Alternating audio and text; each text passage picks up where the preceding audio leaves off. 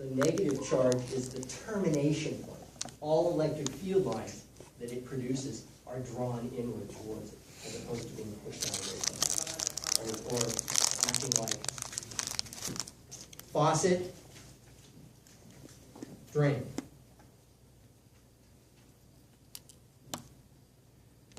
And if you put them together, and I put a positive charge here, these charges both existed, and I put a positive charge here, it would be pulled by attraction towards a negative charge, and also pushed in that same direction by the presence of the positive charge on the opposite side.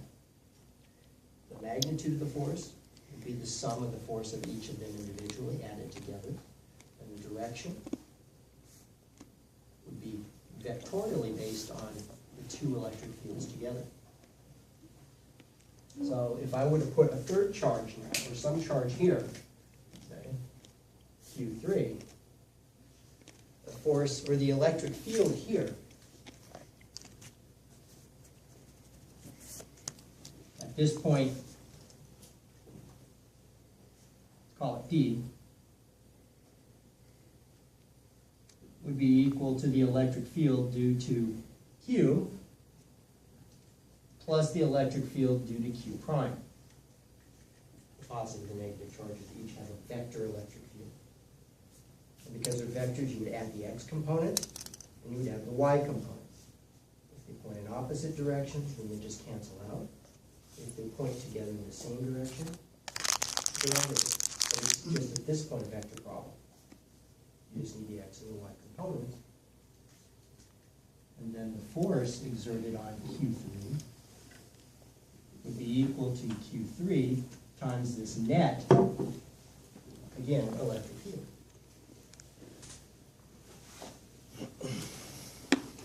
And now at this point, again, the question becomes, well, what the hell is that electric field there? You know, based on this guy, based on that fellow. Now to get that as a vector, then we can multiply by whatever charge we put.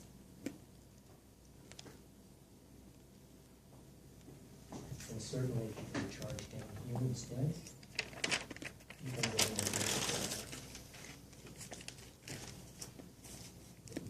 drawn this way, it would be drawn this way. The vector sum of these would not be pointed directly along the line of action. So that's sort of a third consequence. If I put a charge down here, you would still have this force of attraction, that force of repulsion. But the sum would be somewhere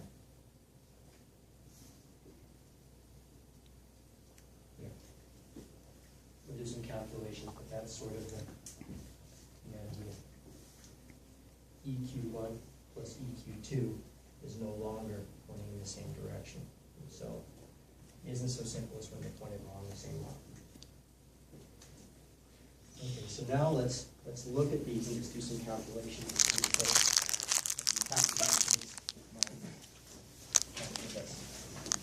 So first of all, let's look at a third charge Q3.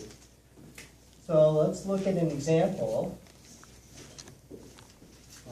Let's make Q1 equal to, now remember these charges, or Q, excuse me, these charges are horrible. When you calculate charges on a realistic scale, they're like 10 to the negative 9th, 10 to the negative 6th if you're looking at like a charged object, like your finger.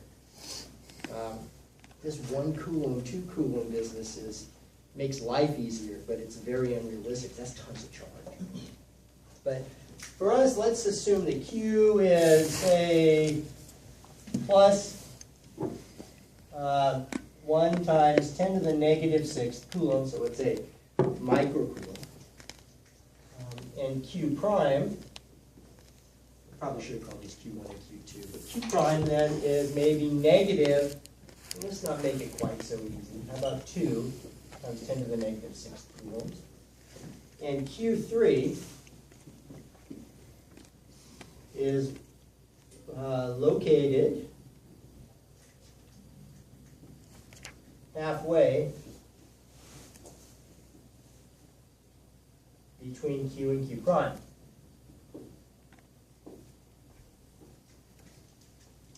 And the distance of separation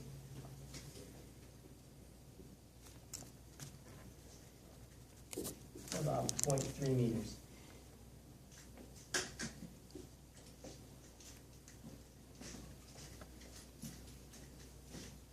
So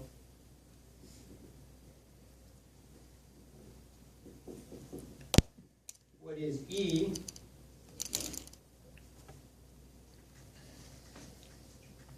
for Q, E for Q prime, and the net electric field.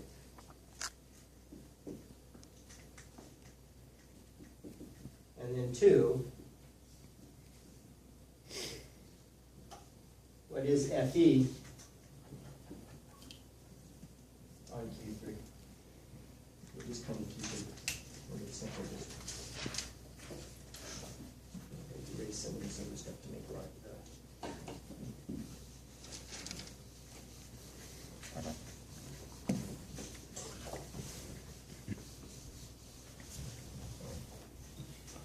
So we're located right here.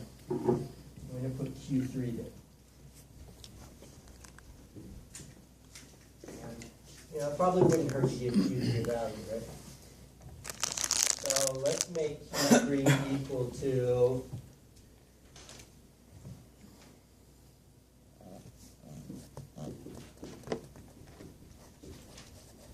1.5 micrometers.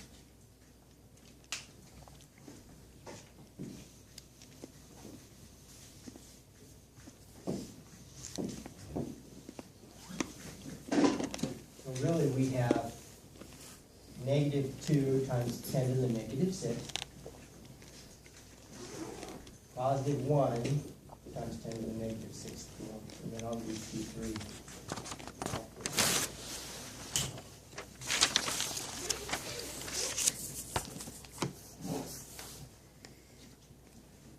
This would be, if you will, R1.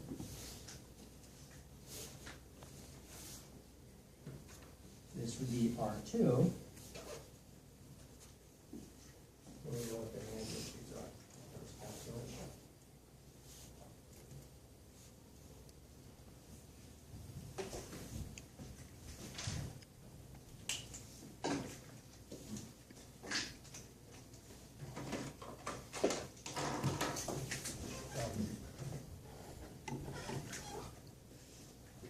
E1. Calculate E1 would be whatever this K is times Q, so-called EQ, divided by R1 squared pointed in the direction of R1. Probably use R and R prime. Let's go with this.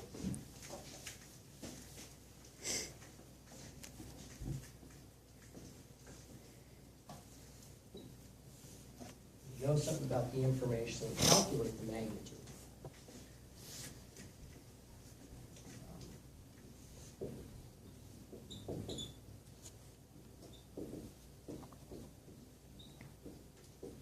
We've got Coulomb constant, we've got +1 times 10 to the -6 coulombs. We're going to divide all of this by, we say, 1.5 squared. And the direction of this is in the direction, I'm just going to leave it R for now. We'll deal with the coordinate system. Calculation really comes down to getting the magnitude. Then we'll figure out what the magnitude means in terms of direction. So 9 times 10 to the third divided by 0.15 squared. So divided by 0.025.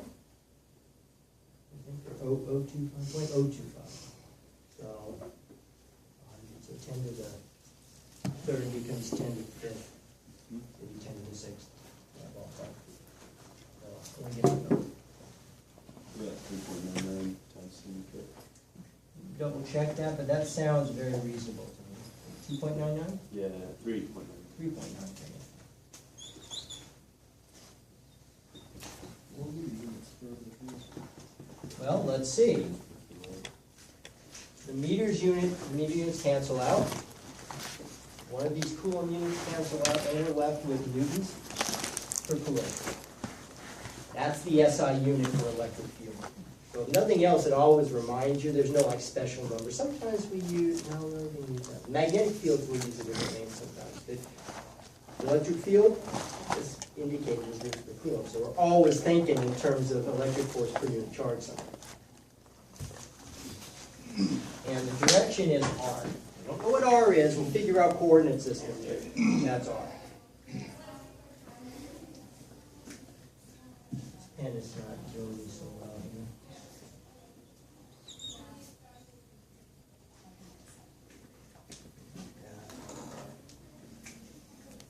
We play the same game with Q prime. Okay, Q prime over R2 squared.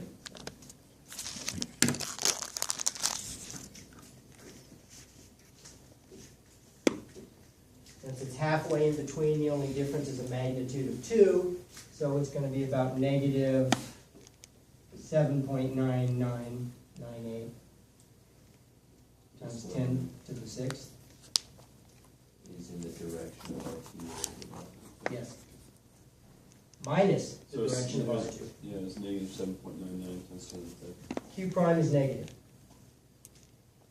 Fifth? Was this one fifth also? Double check. Okay, I thought I heard sixth, but okay. Sorry. I knew it was in that location roughly, and I didn't want to deal with the small numbers in the calculation. So, in other words, whatever direction we're defining R from here outward, field, which would correspond to the force if I put a positive charge there, would be inward, opposite that direction. So it is negative. And we can note that that's because if you explicitly put a negative Q in there in this calculation, you get a negative value in this R2, not R1. It still has not been changed yet. So one's negative to the other. Now that seems on the surface maybe a little bit problematic. But calculate the total electric field now. And by the way, this is perfectly valid. Because we have two of them, though, we have two different R vectors pointing not consistently. So we need to piece these together, if for no other reason than we need to add vectors. And the only way you can add vectors is if they have a common point of origin and a common point of direction. So let's establish our coordinate system.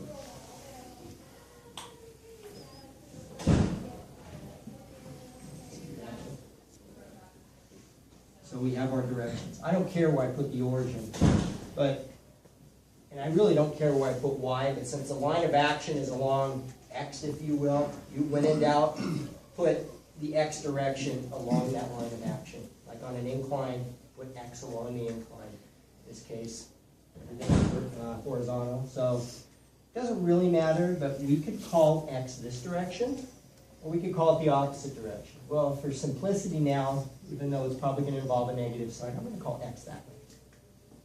And the reason being is that it's a standard Cartesian graph or Cartesian direction, so it's using symbols to start. By defining this direction now, this tells me that R2 is pointing along X. R1 is pointing opposite of X. So if this is our X direction, then we can note that R1 is equal to minus I. And R2 is equal to I. Now we have a directionality to these folks.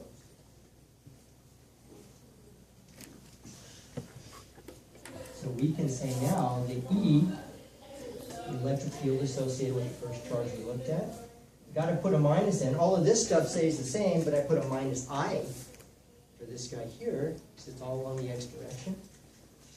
This becomes minus 3.99 times 10 to the 5th newtons per coulomb.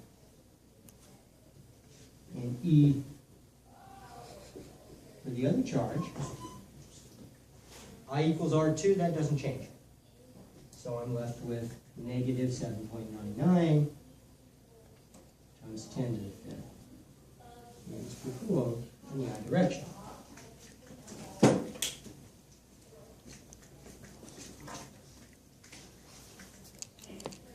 To get the total electric field at Q3,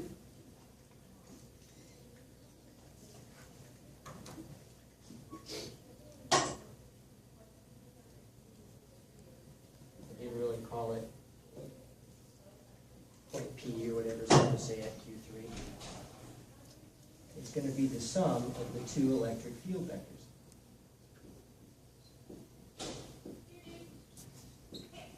Since everything's pointing along the same line of action, thank goodness, it basically becomes negative 3.99 minus 7.99 times 10 to the 5th newtons per coulomb in the I direction, and 11, 12, 11.98 times 10 to the 5th newtons per coulomb, or 1.198 times 10 to the 6th. That's my E.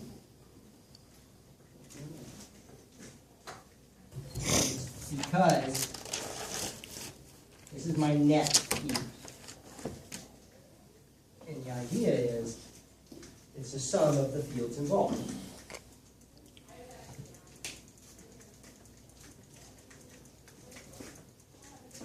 So I'm not going to put everything up there, but I will put out what in here that E net, which is the electric field at Q3, is my 11 point negative, 98 times 10 to the 5th newtons per coulomb in the I direction.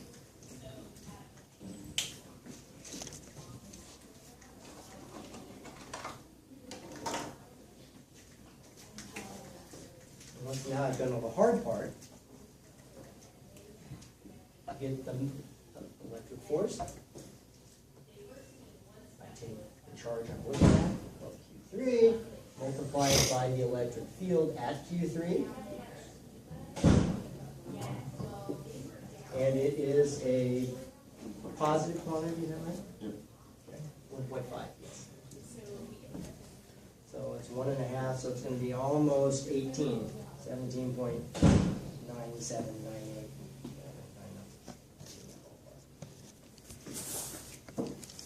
And again, negative, it was about negative 18 times 10, negative 6, positive 5, would be a negative 1. It's going to be about 1.8. Yep, that's correct. It's negative 1. You do all the hard part to solve E, and then F becomes relatively equal, or relatively simple.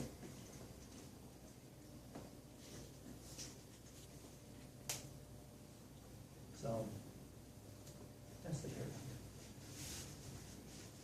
Let's take a break and come back and extend this.